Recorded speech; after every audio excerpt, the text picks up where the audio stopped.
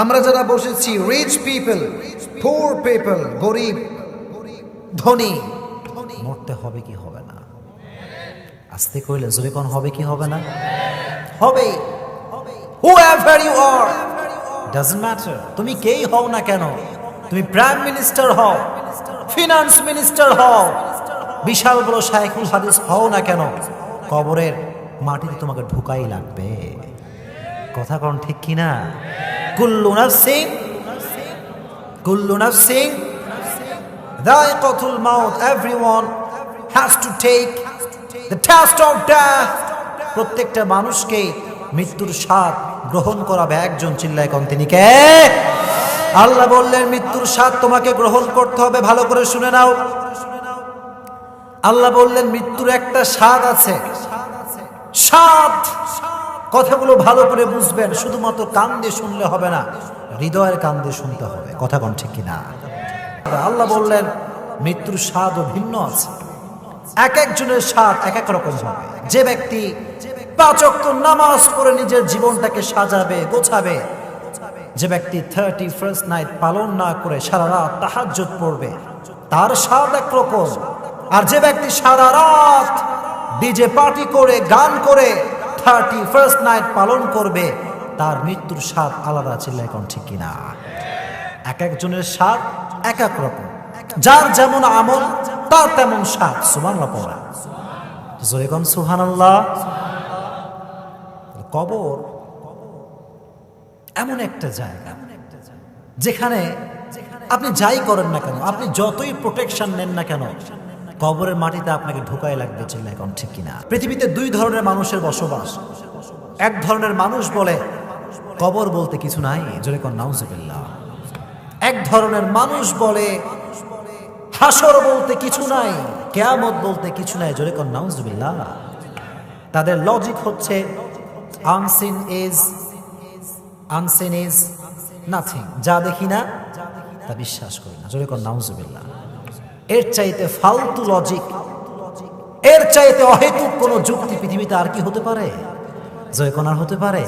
শোনেন, যে নাস্তিক বলে আনসিন ইজ নাথিং, যা দেখি না তা বিশ্বাস করি না, আমরা নিজেরাই নিজেদের চেহারা আয়না ছাড়া দেখতে পারি না। কথা কোন ঠিক কিনা?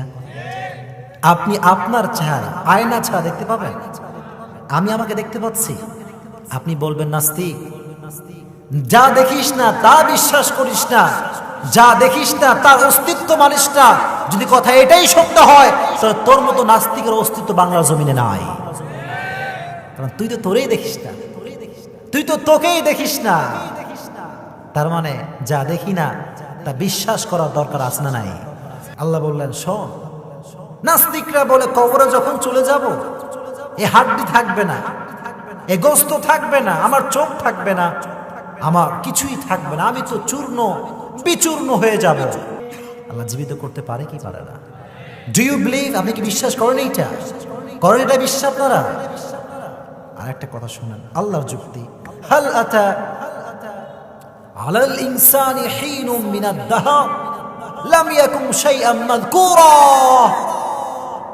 আল্লাহ বললেন কাফেররা কি দেখে না, যখন তার কোনো অস্তিত্বই ছিল না, যখন সে ক্ষুদ্র একটা নাপাক পানি ছিল, নাপাক পানির বীর্য থেকে তার দেহকে একটা স্ট্রাকচার দিয়ে, রূহ দিয়ে দুনিয়াতে পাঠিয়েছে একজন, তিনি কে? আল্লাহ যদি আপনাকে অস্তিত্বহীন থেকে অস্তিত্বে নিয়ে আসতে পারে, আল্লাহ যদি আপনাকে জীবনহীন থেকে জীবন দিতে পারে, তাহলে মরণের পরে আল্লাহ আপনাকে জীবিত করতে পারে কি পারে না? আপনাকে আমার কথা বোঝেন প্রিয় ভাইরা? কথা কি বোঝা যায়? আল্লাহ জীবিত করতে পারে কি পারে না? তাহলে বোঝা গেল, কাফেররা যে বলে কিয়ামত বলতে কিচ্ছু নাই, এর মতো অবিশ্বাস্য কথা পৃথিবীতে আর হতে পারে? এখন দেখেন, কবরে যাওয়ার পূর্বে আমাদের জীবনের সর্বশেষ যে অংশ, এটার নাম হচ্ছে মৃত্যু। এটার নাম কি? যখন এটার নাম কি? কেমন করে মৃত্যু আসবে, কেমন করে আমরা সবাই মরে যাব, সকলে শুনবেন তো ইনশাআল্লাহ। আটকাতে পারবে কেউ? আজরাইল যখন ধরবে, পুলিশ মিডিয়া র্যাব ধরলে ছাড়া পাওয়ার আশঙ্কা আছে, কিন্তু আজরাইল ধরলে ছাড়া পাওয়ার কোনো আশঙ্কা আর নাই। শেষ খেলা, শেষ, গেম ইজ ওভার, শেষ। ওখানে আপনাকে মৃত্যুবরণ করাই দিবে একজন, তিনি কে? মৃত্যুর সময় প্রতিটা রুহু, প্রতিটা মানুষ মালাকুল মউতকে দেখতে পায়। ও যুবক, তুমিও দেখবা, মুরব্বী সাহেব আপনিও দেখবেন।